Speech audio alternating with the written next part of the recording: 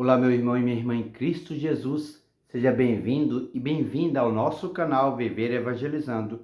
Hoje, vamos mergulhar nesse dia 4 de maio na história e no exemplo inspirador de um grande santo da nossa igreja, que foi e é Santa Antonina de Nicéia, martirizada com ferros em brasa por ser cristã, tão somente por isso. Estamos reunidos em nome do Pai, do Filho e do Espírito Santo. Amém. Desde já, nosso muito obrigado por você estar aqui acompanhando mais um momento de história do santo da nossa Igreja Católica. Acompanhemos agora a história dessa santa de hoje. Origem do nome Antonina é o feminino do antigo nome latino Antonius, derivado provavelmente do grego Antonius, que significa nascido antes.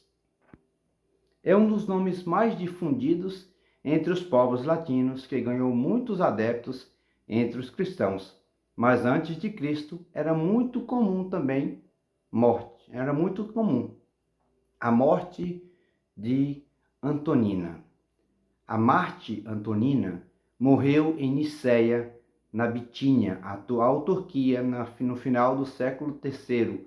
No martirológio romano, ela foi citada 3 vezes, dia 1º de março, e 4 de maio e 12 de junho, e cada vez de maneira diferente, como se fossem 3 pessoas distintas. Vejamos o porquê. Calendários litúrgicos, para a gente entender o porquê que aconteceu isso. No século XVI, o cardeal bibliotecário do Vaticano, César Barônio, unificou os calendários litúrgicos da Igreja a pedido do Papa Clemente VIII, com santos comemorados em datas diferentes no mundo cristão.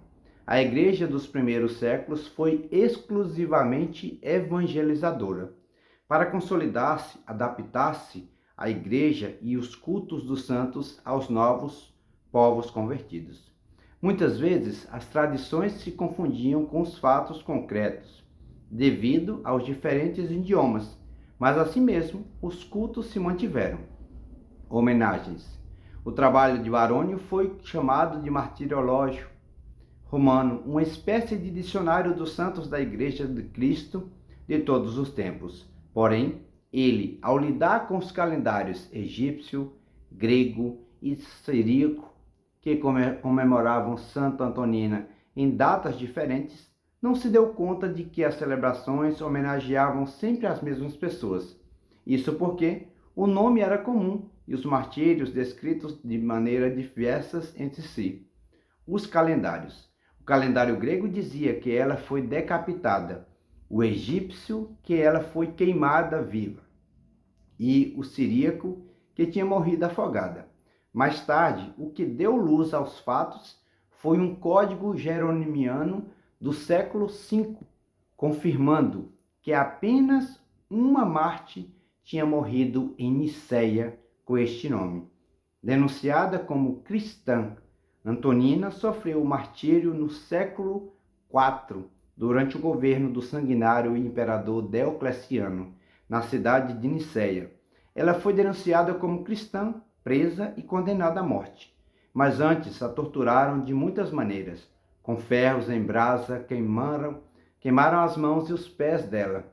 Depois foi amarrada e colocada numa pequena cela com o chão forrado de brasas, onde ficou por 2 dias.